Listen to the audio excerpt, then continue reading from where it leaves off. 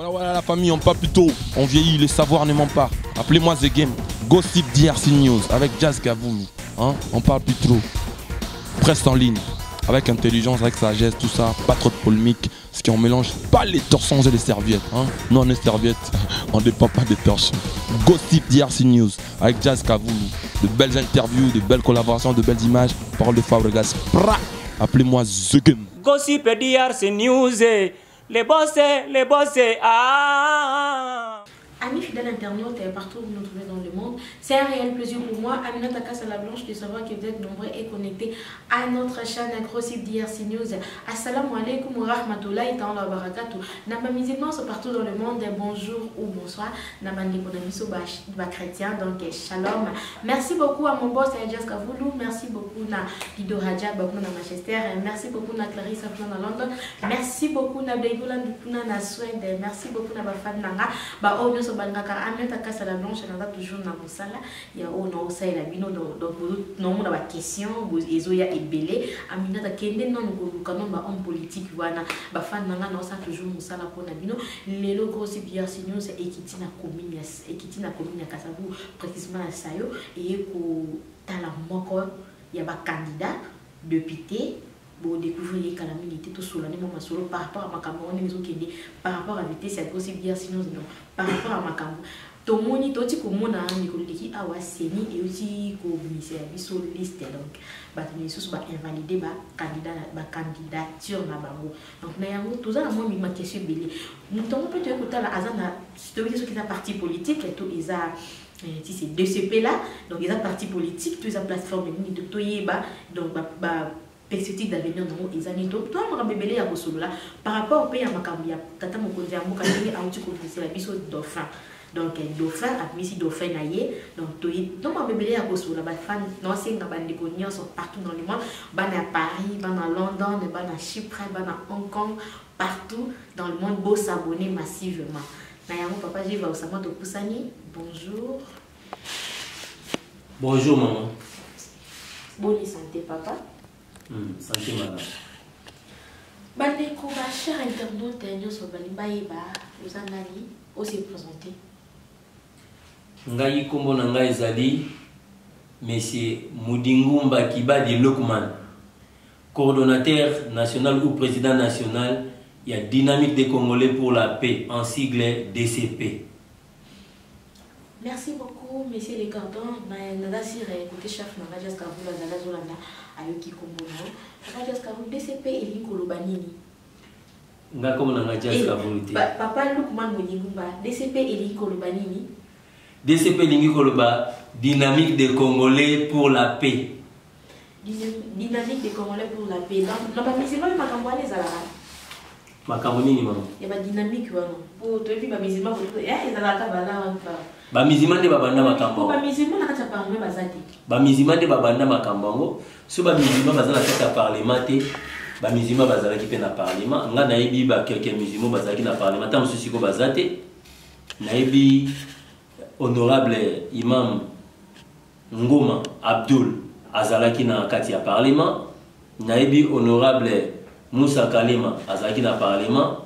Na yebi ba honorable Mususu avant même temps wa Mobutu bazalaki na parlement. Mais nombre des zalaki moké. On a un solo. Ils allaient qui a moko. Mais cette fois-ci, ils ont Armageddon. Cette fois-ci, ils ont Armageddon. Moki les baluka. Donc ça veut dire que ce boyba qui a moko bozo mona sikoyo avec l'avenir à DCP. Marambozo bongo. Donc ils ont éveil. Tous les machine ya éveil. Et voilà musa batu na pongi. Pour battre kota makambo ndenge sengeli et puis tout bongo là tout à musa makambo ndenge yo ilongo bani. Merci beaucoup. On lui le komoko lobi DCP yeko la musa na kati parlement ba député bazalaki ebele baza ebele te bazalaki pe ebele te bazalaki muki yango ezali ko peser te siko yo pe ozayo moko est-ce que na parlement ngo boko kende ko miswala da balongo bazati biro bokei boza pe ka muki est-ce que boko longa vraiment. Tous on mundana mutu moko te poto longa mais tous on attaquer idéologie to système moko.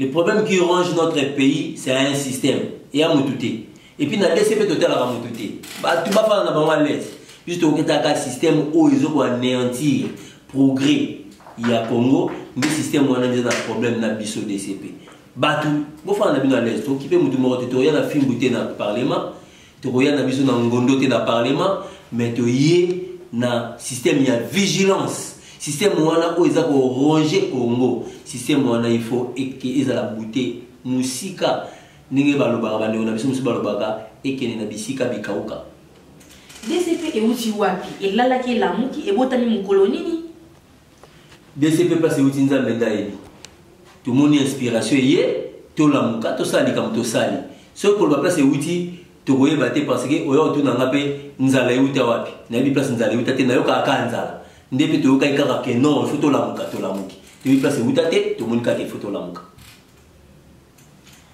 Merci beaucoup, ma chère internaute. Donc, tout qui est continue toujours na question Nabiso, na au bino aux autres de Nabiso. Donc, tout continue toujours. Papa Nabiso, messieurs les candidats messieurs les candidats. Mais tous les alliés, perspectives d'avenir, il y a DCP. DCP avenir nango eza kaka na politique, DCP avenir nango eza et bon ça balisé là, DCP avenir nango eza otonga ba école, tout DCP avenir nango eza nini. Pour bandeko bazali banda ya mboka bayo kabe DCP. DCP est un mouvement citoyen. Mouvement citoyen pona esika ezali bongo to lo ba bongo peto tia maboko to ke liboso esika eza bongo to lo ba non bo eza boete bongi to changer. DCP azali na deux directions. Direction oyo ba bengi politique ezali na DCP et puis direction philanthropique. Direction politique ne oyo et salibiso to komba ba ambitieux to ba non on doit entrer aller booster les choses comme il se doit wana na domaine politique mais dans le domaine philanthropique de ces pas dans le projet rotia ba centre de santé ba hôpitaux ba centre d'accueil ba centre de récréation ba école primaire ba université pour le web sabino que de ces pas déjà dans l'école oyo za kotangisa bana entre autres, tu es pour la marketing, il y a œuvre mais par exemple, Institut supérieur des techniques de gestion et de développement, ils ont dit qu'il y a œuvre, il y a DCP, ils ont autant que ban le lot na moins cher avec mbongo oyo batu oyo basombe la sucré. Moi dans autant appel université n'est pas assez ici. Donc DCP azali ko aider ata mwana oyo azana makokité. Aux parents akufi bana batikali bayoka mutu pasité batanga lokola biso nyonso oyo ponga monde naza boye naza mwana soda biso to bindeni basoto biso bana basoda to vivre na mboka oyo mais to chance wana ya kotanga pe kosilisa pe koma na classe na niveau likolo le loyo to za ko former pe bato et pourquoi pas to pesa chance wana ba de na biso nyonso pour Congo za na ba intellectuel na ba domaine nyonso et puis Congo za la pays moko émergent to ko le pays moko émergent car pas ma bongoté pays comment émergent à travers la savant ce te former batou tous en intellectuel ne te rôle batou émergent aussi longtemps tous en analphabète tu rôle ça émergenté il y a un souci primordial il y a DCP mais DCP pas celui qui dans le domaine éducation DCP pas dans pour ça dans le domaine la santé dans le domaine nyonso pour être accompagné mboka na biso na o nyonso ezali vie quotidienne il y a population to yango to bengi biso to benga tozali présent dans le développement communautaire. Merci beaucoup, ma chère internaute. Merci beaucoup, Nalido Rajab, mon Manchester. Merci beaucoup, Clarisse Safran en London. Messieurs le candidat, DCP est un parti politique. DCP est un parti politique ou personne ne place dans le monde qui place. Parce que y a un candidat. Na candidature au déposer candidature dans la plateforme ni na DCP la parti politique té au batami wapi à vous. Merci beaucoup. DCP est un parti politique té DCP est un mouvement citoyen. Si le mouvement citoyen ezali parti té pour être batuba postuler ba pesa ba candidature na kati ya DCP mais ba membre ya DCP ba membre na biso ya DCP ba collaborateur na ngai patriarche combattant de lutte oyo tozalaka na bango oyo to ba mimonaki ba ambitieux to sali ba partenariat na ba parti politique pour être battu, postuler en bonne uniforme, sans problème. Mais, bazali, candidat, il y a parti, mais batikali, membre, il y a DCP, parce que machine, moteur, ils ont des DCP, et puis base, ils ont des DCP. Malheureusement, au Kimi Biso Moukier, au Komi peut bien déplacer en haut, c'est limite au coma, au déposer candidature na plateforme ni. Biso dans la plateforme était. Biso dans la parti politique PRP, dans la plateforme était. Biso dans la parti, toqué le la parti PRP, mais place le parti toqué le la parti, mais toqué le la parti on est dans la plateforme était. Et quand tu as la plateforme mon côté, donc tu as la plateforme on était. Merci beaucoup Nasir Bandeko Bachar internet nous sommes basés par réponse na bango. Lelo oyo makambo zo eza siko na makambo actualité internet et bukani internet et bougé par rapport tata mokonzi mboka auti ko misa dauphin admisi dauphin na ye situation yango yo ozu ya ndenge à vous Olobi malamu maman merci papa mokonzi mboka bimisi dauphin dauphin la kisi nini na domaine na politique dauphin la kisi ngai na ko continuer course ne nazali ko pesa moto mosusu o na moni ngai na koki ko porter soutien na ngai pa na ye donc naza moto yo nazo détenir eloko moko na bike eloko ngazo détenir na ko continuer na ngo lisusu te nazo pesa moto tel chance à continuer na ngo ne ba bengi dauphin papa mokonzi mboka poni dauphin na ye mais dauphin on a poni ezali soit il y a parti politique mais ça la parti te parce que basali regroupement na bango azali dauphin il y a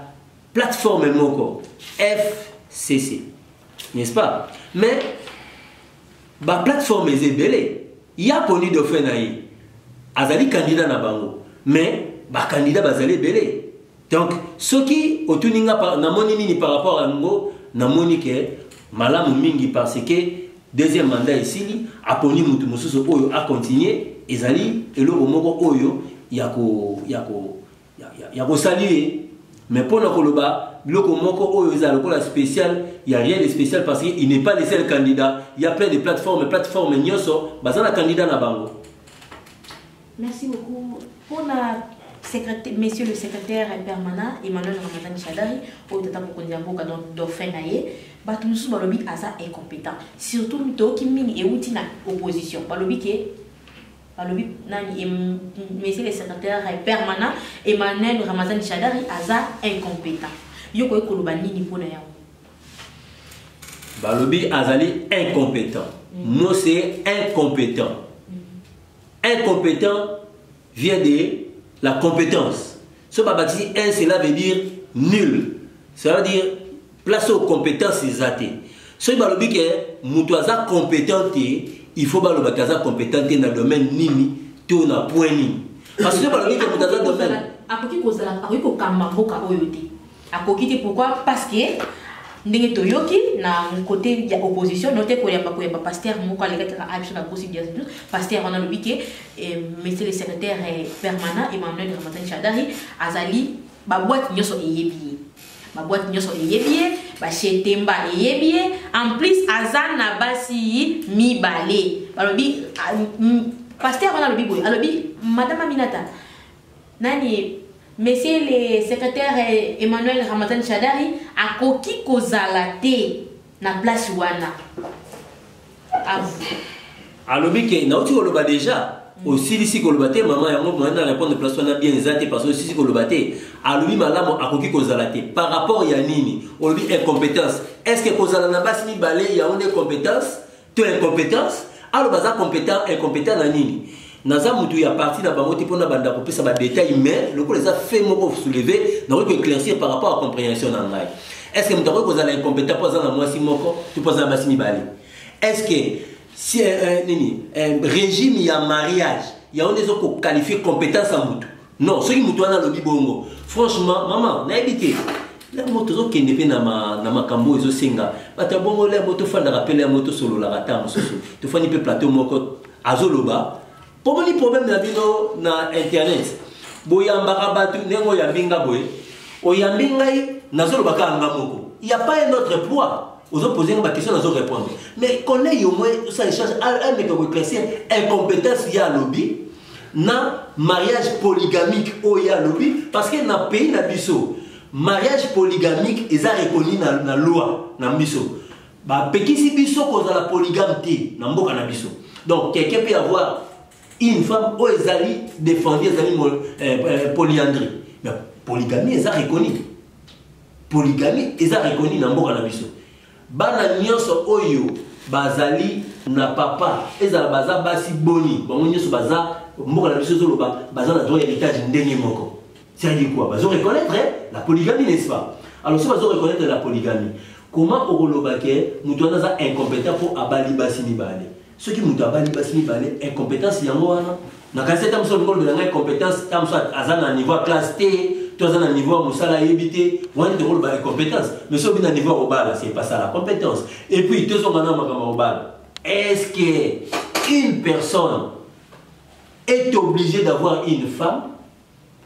Il est passé. Tu as ma politique, mais si tu continues à ma Bible, est-ce que la Bible a défendu une personne d'avoir des femmes? Il est passé à tirer essence. Origine, il y a croyance de qui? N'est-ce pas d'Abraham? Abraham avait combien de femmes?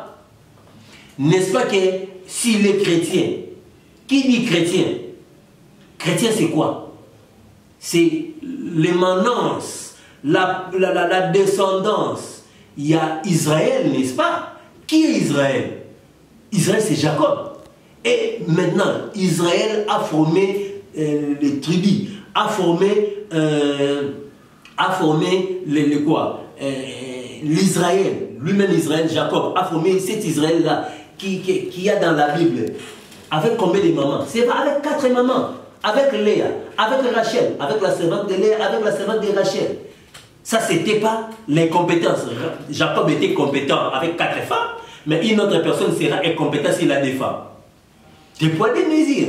Alors, nous avons condamné tout mais bande on a biso batanga babuko basimba malamu so qui est dans hôtel batuna lingomba na no bible amazo ba ko limbola ngo attention bon na tout na si bateau ya hôtel ya wana ba yo bagani na bateau ina ba. Merci beaucoup. Toujours continuer toujours dans le tuna pour te le format aussi bien sur l'équité donc elobi ke lelo photo yo kayo to kundolo bimisi la biso nano ba makamba on ndenge ezali. Messieurs les candidats. Ndenge ezaboye makambo ezokende évolution ezokende tata mokonzi mboka alimisi dauphin dauphin yango balobi aza na nsima mama sifa toyoki yango etambe na réseaux sociaux pa dauphin yango aza na nsima aza mwana ya ndeko ya mama sifa donc tata mokonzi ya mboka atali ba gros poisson te po azaki na ba gros poisson 4 gros poisson batilaki ye wana ba gros poisson na batelemiseli ye boye bayebi ke fete to bako na papa son excellence matata ponyo bako na batifan alors, entre autres, total matata ponyo, total obeninaku, etc. Mais tata mokonzi mboka aponi te ko telemaki boye. Akiti na semba moko. Au moins te que ça moi tricage boye ça une place wana. Dit le komo boye et donc côté ya majorité opposition balobi tata mokonzi mboka azozongi sakaka donc roi comme le royaume.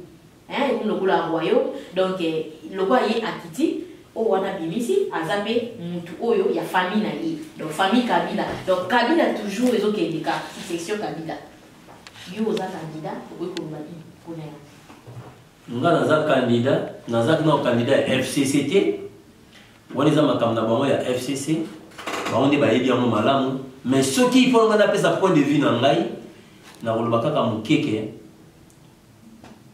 ozalande kwa mama sifa yango nde critère ya kopona dauphin non azalande kwa mama sifa azalande ko ya nani azali mutu l'essentiel azala congolais akoka ko remplir ba critère na ye ba ko kopona ye c'est pas un problème o mususu lobi likambu ya ba poisson ba gros poisson quels sont les critères pour ba désigner mutu gros poisson eza pona mbongo eza pona classe ebele eza pona nini ce qui est pour nous, na ina ba non critère wana oyo ba tie po ba benga mutu gros poisson parce que na moni te na ni petit poisson ngane na zabo est-ce que ndenge na zabo je peux pas être candidat de président de la République oui j'ai rempli tous les critères Alors, le qui est un petit poisson, je ne peux pas accéder. Non. Moi, par rapport à ma ambition et par rapport à ma cambonanga, place ni na ko tia le colonanga, c'est ça.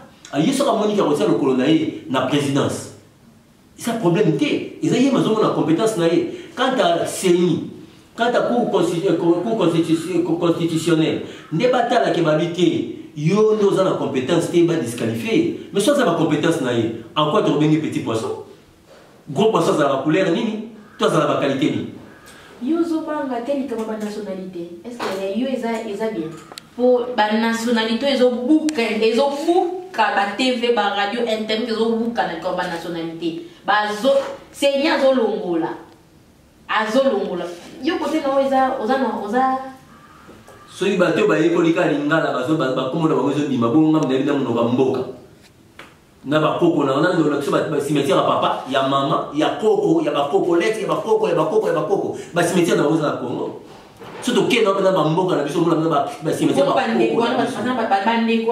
cimetière te ba ko na bazali na lubina yo ils na bato yo ayekolika lingala azana problème te bonga isiko na yo ko la lingala te na bota mo lingala na zolobo na bota mana yango apa lingala muno kwa mboka eza so ina beto ba kimbala ba kiwoyo wa o kimambangu donc ndeza wana keba donc ndeza tozo ka mudingumba wana beneza mudingumba eza mudingumba teo azaki nanu Jean-Baptiste simakomi mudingumba non je suis né mudingumba je mourrai mudingumba na zone nationalité papa ya te banda na botama jusqu'à présent nazaka na nationalité congolaise donc côté wana kutu moté meza ko kita mama par rapport à Yamakambi ya papa na biso Jean-Pierre Bemba Gombo bautiko invalider le Sénat yo tant que analyste et puis député déjà au peut qu'on va dire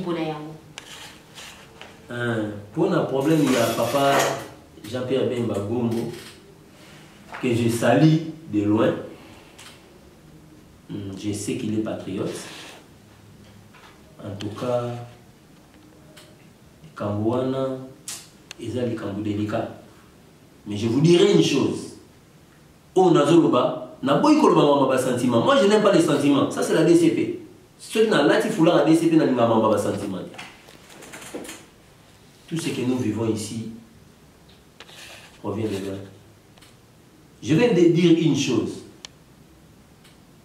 Ngai jour papa Nabiso Jean-Pierre Bemba Gombo abimi na lobaki le Comoro pourquoi babimi si car attend on déposer candidature. C'est-à-dire il y a un message, n'est-ce pas? Alors, s'il y a un message, pourquoi est-ce qu'il doit encore avoir et le Comoro boy le col accroché? Oh, Zokalelo, si bon, il y a des témoins, ils ont s'occupé infraction, s'occupé zanini. Pourquoi est-ce que Bakukai quoi quitter Malaman côté? N'a répété, on a nazamutu, on a sali droite, mais tous autant la caraba, ma camde, tous autant là. Ba mécano côté la est ba zandengewana. Et puis sur les zandengewana, c'est-à-dire que crochet wana uti musique. Ngai na osenga na ba congolais. Ça c'est un message que je laisse à tous les Congolais. Cherchons à changer le système. Abandonnons les figures des gens. Totika, kota la bilongia batu. Mais, toluka, système aux autres barrage na Congo, aux autres barrières. Tout meka ko booster. Système ouana, ils ont moins amélioré. Système ouana B, et qui m'a musika, ou ya malamu, ils ont sika. Sinon, et vous allez à kaka. Du président au président. Moutou ya moutou, et qu'on dit changer, mais ce système est changé. Maman, tu vivre la même chose pendant un siècle, 2 siècles, 3 siècles. Donc, système où tu es la biso libanda, tout me kako, vous allez la mopé kenge, pour te yeba, biso moba congolais. Kubo manaka n'a pas maté, mais tous à la bateau, tu reçois un mot cannabis. Merci beaucoup, Nalingina, moi quelques. Moi qui est le moins idée et puis au sa réponse. Il était gouverneur d'Ikasaï. Il était secrétaire général du gouvernement. Il était envoyé spécial du président Kabila dans des provinces alors qu'ils sont étrangères. Maintenant, ils sont invalidés par la CENI. Yanni Bosso, selon ngai na check na liste na ngai Wamu Atamina Ariette Ngalula Mulamba Chantal Otete Lokadi Doudou Bologna Patrick oui kolbani pona ba travaillaki bazalaki mais lelo ba komi ba étranger yo tant que candidat. Merci beaucoup maman na ba komo nyoso tangi nako tenka ba koma ba député na tisi yote yusi za ba tuwana tangi bazalaki na ki ba liste o bato tangi wana bazalaki ba député na mboka na biso ils étaient députés. Alors je comprends que tant que la loi électorale passée, on n'avait pas tenu compte de ces Makambouan. Et maintenant, Monique, il y a eu, parce que je vous dirai une chose. Parlons d'une manière académique ou scientifique. Il y a une mise à jour dans toute chose. Ça va? Ceux qui va côté qui n'a pas parlement, c'est-à-dire que côté qui le congolais parce que nous tous étrangers au côté de la parlement. Bateau tangi. Alors le temps basé dans cela veut dire que bah découvrir que à part ça, il a comme tant ça normali mo kozalaki. C'est ainsi que tant ça va rectifier loi électorale mbala oyo ba tie eloko oyo po oyo bekaki mbala si ya boso ezasuna mbala oyo.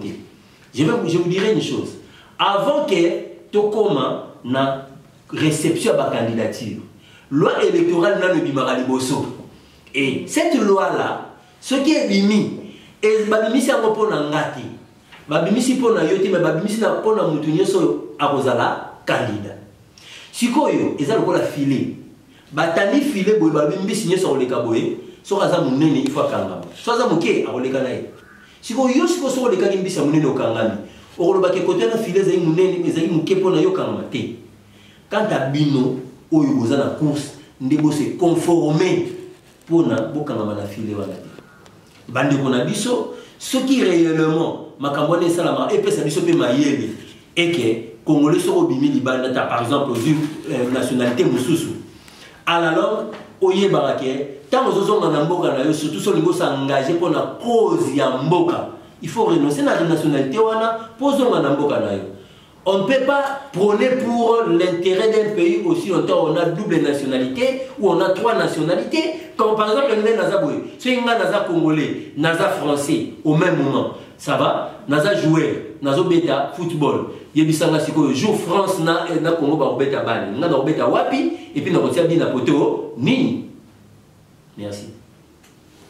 Merci beaucoup, mais nous sommes satisfaits. Ma chère internaute, nous sommes satisfaits. Si vous êtes satisfaits, vous avez question. On a propos au PCBISO. Mais dans ma commune, surtout la gestion en Boka, il y a une nationalité. Tout le monde a balié, date de naissance et tout là, la nationalité. Moni. Tant que vous avez dit, tout ce qui est Moïse Katoumi, Azala qui gouverneur. Gouverneur le plus nini oyo.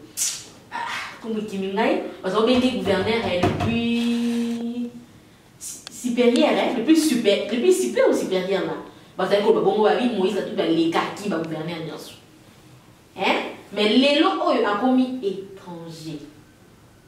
Oh Soriano, oh nani, ponani, kaka pona kaka et pona ma ponani. Tout ça c'est ni contre. Merci beaucoup. À vous. Ngai nazali député, candidat député national na Lukunga. Ça va? Lukunga est à 14 sièges. Ça va? Mais na Lukunga, ba député, tu as plus de 500. Plus de 500 députés. Pour na Lukunga 14 sièges, tu as plus de 500. Sikoyo, au monité que na kati na biso, na baninga musu to za ba camarade.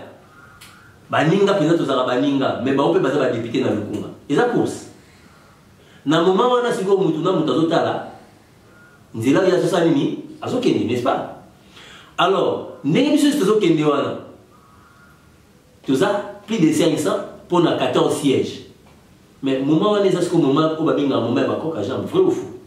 Pourquoi? Parce que tant que nous avons dit à ce course dans le Congo, amoni ke nga naza na défaillite na faillite moko ayebaki nga ke nazalaka na eloko moko boye oyo liboso ye mutu ayebaki yango bato mosusu bayebaki yango te akobimisa yango mpona kolinga kodestabilize nga mpo ye asala nini acontinue course. Donc maponami eza course na moment oyo biso nyonso mpe tozoyoka bamakambo oyo toyebaki yango te. Donc na kati ya course babimisaka badefo moninga mpo yasala nini akoya yosala nini okende du nga mpe nazolobaka ndenge ozoloba eza je moko boye tosalama oyo seni oyo esali ke seni asali je moko boye po akoyisa bato misusu. Seni aza na problème te, seni atie mibeko sikoyo na mibeko oyo seni atie kotala mpe kolabisa na mibeko oyo seni atie esi makambo banation te etali makambo cour suprême de justice eza makambo ya seni te. Comment seni azokoinvalide bato na makambo oyo eza etali ye te ya kosala mosala eza cour suprême. Merci beaucoup. Ngai jour nasalaki dépôt ya kane parce que naza député national naza mpe député provincial naza candidat député provincial na Kitambo na commune ya Kitambo naza candidat député national na district ya Lukunga. Tango tozalaki nanu na députation na dépôt ya candidature ya députation provinciale jour nakendaki kodéposer candidature na nga pour la députation provinciale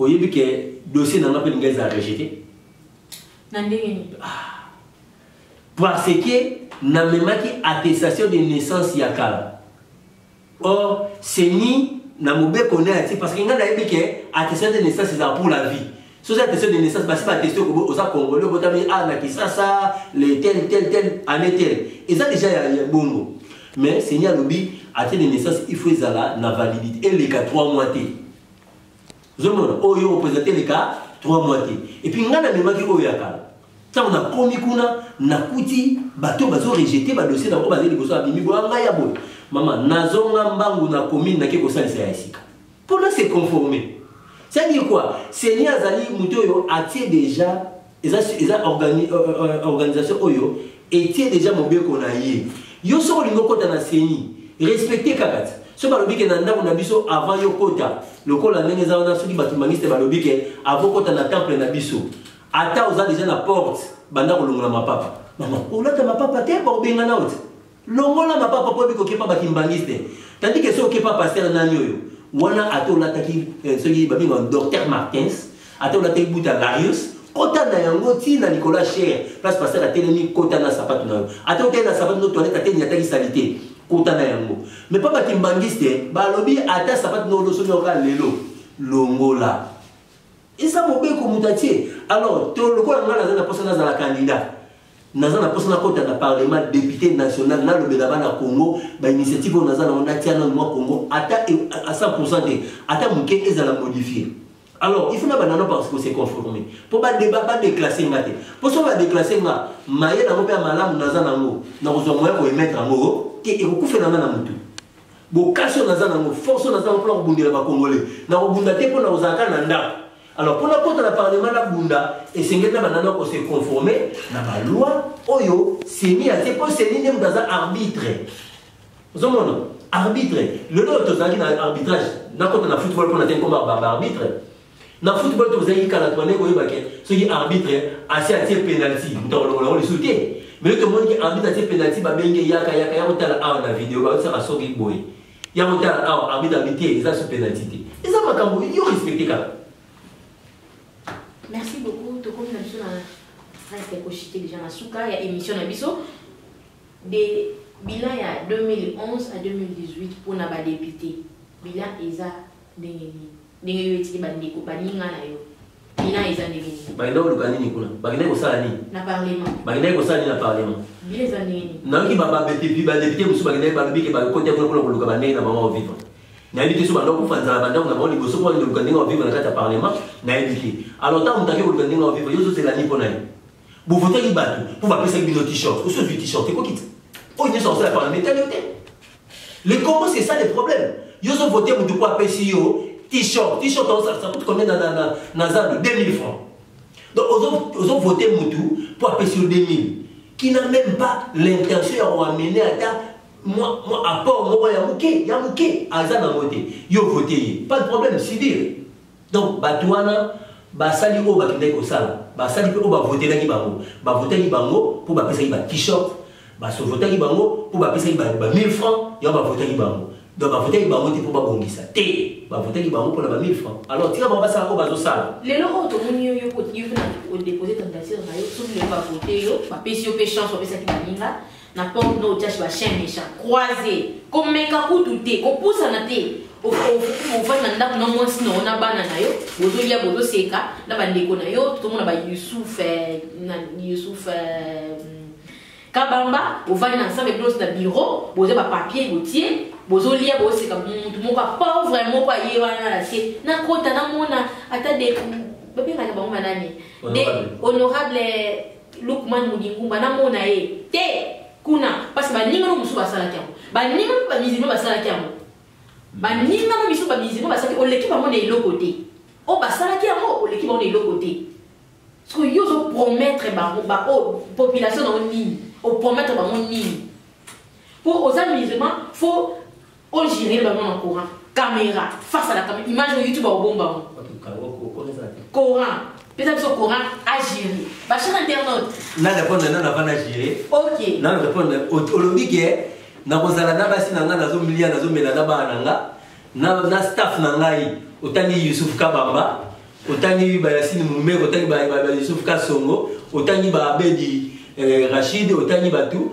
mais tant que na basi ko botanga bon il y a pas de problème et les kaka la bongo na basi ne botanga mais na biso ke tant on ba Yusuf Kasongo ngol ba ke olia na ba nani na si ba ami se ba ami ba amin se ba amin il y a pas de problème na bi maman so na lina moi si na amin ma bezapi so na lina Kasongo ma bezapi mais olobi na otia ba chien méchant maman nga na otia ba chien méchant te nga na za déjà na ba chien méchant nga na koti de na kozo ko ta parlement pour na tia ba chien méchant te na za déjà ba chien méchant donc ndé na za ka so yepa na ngo ko ta ba mbwa basala ça va mais quand na ba mbwa na nga na lia na batu nazotangisa bana na ba frère muke bana musu bazotanga ofele na sala ngo na za député te ni eloko nini la kisi ko tangisa mutu oleki ko pesa mutu eloko kolia po kolia ko to pesa na biso ngo yebi to pesa ko eloko kolia na batu mais o pesa mutu kolia eloko pesa kolia no be kokite nga na pesa ka batu misala na pesa ka batu ko tangisa nazo former batu po ba ngo ba kende ko pêcher na ndenge na bango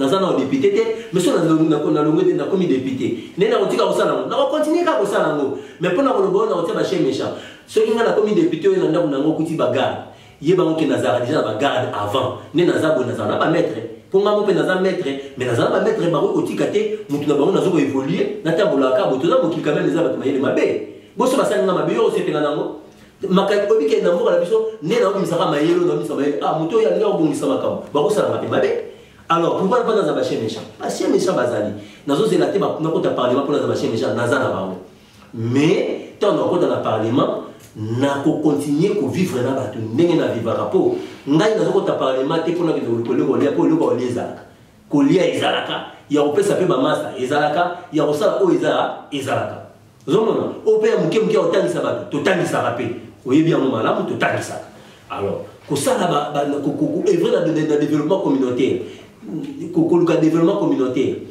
to butika ya mode wane zali eloko to sito loba so bi pona ko prêter serment biso na DCP de prêter serment na prêter biso serment YouTube article na image etika là pour permettre la population puis au prêter serment ngai Lukman Mudingumba président national ya dynamique des Congolais pour la paix DCP nazo promettre que ngai na otambola kaka na ndenge oyo kozala malamu pour batu ba vivre mais na ndenge oyo kozala avec modération donc de ko beta batu ba finguté donc de ko finga batu te to donc no sala te o c'est impossible mais no sala makambo so avec modération parce que kolinga kobongisa mboka ezali ko kende kokata batu mituté ko kende kokota na parlement ezali ko kende ko la société te ezali ko kende ko longola mutu az président akoma oyo batu so bi to ko komisa ye chèque to komisa sentinelle mutu za président de la république o ko komisa sentinelle o motema mabe hein donc ndenge za wana to kosala musala ndenge sengeli courant ezabuku oyo ezala ba valeur rebelle to respectaka to prêter serment na courant na DCP pour na kotika idéologie et bungate mais le but est que et donc on va voir ce que nous avons prêté serment et le but est que ceux qui n'a pas na parlement ne oyo nyonso bato bakoloba ngai fona buka non mboka eza na ndenge nango etambolaka et puis nango biso mama eloko moko constitution mboka na biso eza biloko fo obakisa ça va bavaleur il faut obakisa bavaleur ya religion bavaleur il faut obakisa mais constitution mboka na biso eza kitoko eloko etikalaka eza respect vokomona mama donc respect moto na moto place azali tozala mama tozala na monde moko totambolaka est-ce que bato nyonso oyo basalenga biso batrakaseri na nzela baza badéputé baza baprésident de la république totambolaka awa omona motu moko boye atelemi wana abibeli agent de l'ordre awasala bozoba na nzela est-ce que motu aza président de la république donc moi parcelle ya pouvoir bapesi ye parcelle ya responsabilité bapesi ye na balabala komosala n'importe quoi azokoabise nango n'est-ce pas po ni botelemisa bango te boloba bango bango eza normal te donc dans notre pays on voit que la tête oui tant tête c'est robé ba nyos c'est ça fait robé ba wana ya solo mais il faut mutuna mutabo sa place ça DCP de l'Obini nous commençons par les bases ndenge biso to besani oh to bana ko voter président biso to bana le voter batasi biso to voter budget to bana voter budget mutali kolote oh il faut $50 000 non biso bana na mutasi il faut avoir combien il y a 50 000 on mutasi avoir $1 pour bubanda na likolo il faut commencer par la base na quartier na biso nini ezotambola te et puis nini photo ça tout tambola mutuna mutu soka veille na quartier na ye allez commune soka veille na quartier wana ville veille na commune au moins na commune c'est otambola malamu mais biso o nyonso mamolika na bungu mutaki par ngote makombolika biso ezotala kaka gouverneur bon siko gouverneur aza kuna siko bungu kuna batne bazo vivre boyebi yango est-ce que désolation ça na bungu boyebi yango est-ce que ndenge baba ndeko na biso bazoluka bachofa bazoluka ta mwambo na bango nde bazonyoka na bana boyebi yango nyonso wana ezali préoccupation na biso préoccupation saka o wana bato bazokanisa te donc mama on doit trouver une innovation donc biso to kota ndenge ba kusho bato bakota kate pourquoi te kota ba kusho parce que vivre l'argent na kusho donc place bato ba vivre kate biso to vivre pas donc nga nazana ba kushi nyonso nga nazana ba mama maraîchère nazana ba maman commerçante nazana ba maman débrouillard nazana ba maman ya ndenge nyonso nazana ba maître nazana ba petit na baza ba nyonso wana nazana ba parce que ngamo nazana ba kushu wana nyonso donc place on ba kota raté biso to kota et puis place on to s'imposer mais avec modération pour ça biso to s'imposer mal et années ma kofi en tout cas ma kofité to kepe mandinga musude ba loba eteke amemi film ba na film bima ke beti mututé a comme film de désolation n'est-ce pas au loba ke na ça na film mais film wana bande banda ozomona pe makamba obeta mozobeta te mais c'est que film ozobeta yo non d'où biso donc na film muté mettre au kende avec l'implication modérée donc une implication modérée nazo ba bien modérée parce que tu regardes jamais la place où on a trop aiguë sinon bah nous sommes à l'écraser tu veux qu'on a écrasé bah tu mais tu remets ma réflexion et dans zone de Kolobango alam et loko ils ont détruit Congo et ça congolais timtaye nango congolais kutango alors congolais to sangana ngana sensibiliser nga et loko wana biso nyonso to se tenir main dans la main to que les malembe pas à pas to ki mamba côté pas à pas au moins on va se changer et puis ndenge beaucoup ya Nzambe lobi jahal haka wal batula zahoka ina battle kana zahoka et lobi boye ya solo ce qui sont solo yé de vérité yé le côté potaranini mbangu pe le côté za oza potarambangu ce qui nini vérité c'est-à-dire tu regardes la vérité le côté ya mono ba losani ekopotambangu c'est pas toi non c'est la vérité le côté ya mono ekopotambangu ba katika regarde la vérité maman là on a le baki avant que baleke mission na baki Armageddon lorsque un vent nouveau arrive ma on peut y aller na ndenge nango bisindi ya mboka pe ba telemaka milimo pe o ba telemaka ma comme c'est telemaka ensemble mama tozo ya mobimba nzambe kaka prêter biso vie bana Congo bana ya o bazana libanda o bazana kati ba koloba ke tango tozela ki parce que pour na muta changer le il faut que le président de la République té mutu na muta changer place à Zouani donc na pas forcément place à place ba Congo ba place à confiance place on a des place on a bouger et puis on bouger sérieusement et bah oh bah il bah moi je bouge quand le commence les relève bah ma ça va être ma ça va niki ata ba combattant on va combattre bah combattant bah ebi ma ça na mati mo si a ebi Tous ça na bandal Mathieu Yebi, oh Masano Jano Yebi, oh zonga simate yo mo waki. Charlie Taza Gaillard, Jano Keno Boté. Nakenda, Charlie Coin. Na munene nenyo so champion du Congo, Akima. On a demandé à champion du Congo dans Akima. C'est dit quoi? Ils ont un bateau sur la télé à téléma. Mathieu Yebi botu na Mathieu Nzobe, il est bien. Il y a un Nzobe biso na chinois. Comment on dit Mathieu aussi. Pas là-bas, na Boula, Mathieu Nzobe, Mathieu aussi. Master Mathieu aussi, Mathieu Zobaza, il y a Mathieu aussi. Na wakati en Allemagne, mais invité soit en Allemagne, Mathieu aussi place aux ans, na Pession Beauté. Biso tozo bunda na mboka bino boza libanda, biso tozo meka malembe, tozo ko sepela, tozo ko sala combat oyo to la kana ile tozo ba na mikeke. Un jour sur tokoli, il faut to meka ko porter pierre na kata mboka na biso. Biso tokoli, siko tozo linga to porter pierre na kata mboka na biso. Tozo ngasimate, Mathieu Yebi. Massa de Toloba Kaka, ma belle ne tombera jamais.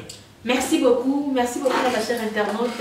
Merci beaucoup na papa Jonas Mukamba. Sans oublier mon papa Kamil Kassa, bio kapuna États-Unis, Shora Kassa, Yann Kassa, famille Kassa Mobimba. Papa na biso monsieur de député, to comme na biso na suka, mon na pour la émission à l'élo. Mon angana Roloba, d'abord, je saluer Mokonzi Mboka, papa Joseph Kabila Kabange. Nous saluer le gouvernement Mobimba où ils ont dirigé le lot na papa Bruno Chibala. Le gouvernement nous avons salué, nous avons souhaité bango nzamba pesa bango sagesse, apesa bango force, baïba ko diriger na ndengo nzamba lingeli parce que biso toza bato to singa ka nzambe mais nzambe nde apesaka to nzambe apesa pe na ndenge ya lingeli biso to singa ka nzambe mo ko kisana ndenge ya lingeli naza ko pesa mbote naza ko soulever lisusu ba masa na ngai conscience na bango o nyonso baza libanda ba masa na nga ba combattant ba masa na nga baza na kati ya ba petit nanga ba vie nangai ke tangu ezokoka balobi soki nano bundité koloba teke okozwa nous devons combattre alors combat na biso eza biso a toza na mboka combat na biso eza kobeta ba ki makofité mais combat eza okende ko changer makambo place bazo discuter makambo wana alors toza na posa Congo kende liboso toza na posa Congo zonga lisusu simate. Alors, il faut que wana lisu na biso, lisu na bino ezala wana etala makamde nyezo tambola. Et puis, si nous avons pesi biso vie, surtout comme en 2025, Congo ezala Congo oyo. Moi, tu vas constater le changement ya malamu ebele. Parce que le changement ya bepeza, mais tu constater le changement ya malamu ebele. Moi, je répète, nous ne visons pas les gens, mais nous visons les systèmes. Biso problème dans ce système. Na obile kabote na pesa mbote na mobali ya Pico les représentants légaux Cheikh Ali Mouni aux représentants légaux à musulmans na pesa mbote na papa na biso Simon Kimbangu à partir à Kamba na pesa mbote na papa Elebe na pesa mbote na papa Moussa Rachid Edis Katenga, papa na biso zaidi ngongo. Nazo pesa mbote ya ba imam nyonso na basali na nzambe nyonso. Tout ya conscience parce que mutu ako ki ma classe. Mutu ako batanga na été, mais batu nyonso baza quand même dans religion. Ata so aza musulman te, aza catholique, aza na église de réveil. Alors batu bazo kamba batu na église. Bon même batu na conscience. Mboko ko kende liboso. Mais surtout même batu na conscience te, to bomi mboka. Alors nous devons apporter pierre naïe. Quand on bâtit une maison, surtout quand on veut bâtir un temple, na luna na mama bolimbisi. Natango akala, so ibani ba tonga temple, bando ba munyo so me malibanga na. C'est qui significatif hein.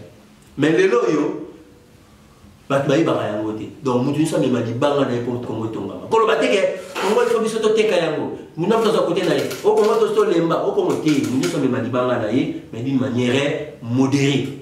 Parce que ce que vous biso na biso moto oyo sepela pe na Congo pese bongi azate.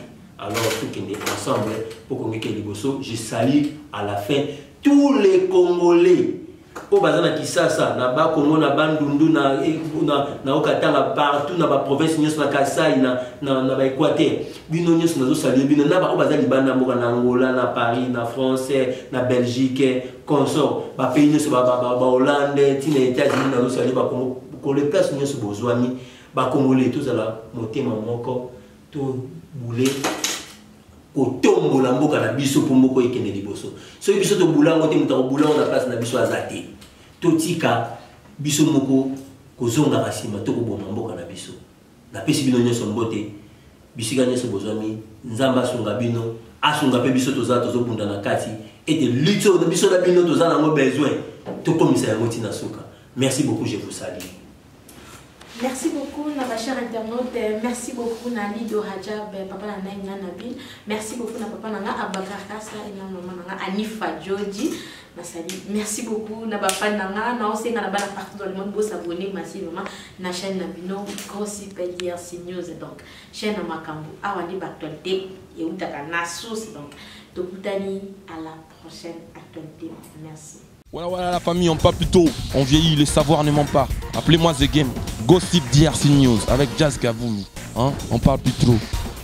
Presse en ligne, avec intelligence, avec sagesse, tout ça, pas trop de polémique. Ce qu'on mélange pas les torsons et les serviettes. Hein? Non, les serviettes, on ne dépend pas des torsons. Gossip DRC News avec Jazz Gavoulou. De belles interviews, de belles collaborations, de belles images. Parole de Fabregas. Appelez-moi The Game. Gossip DRC News. Les bossés, ah.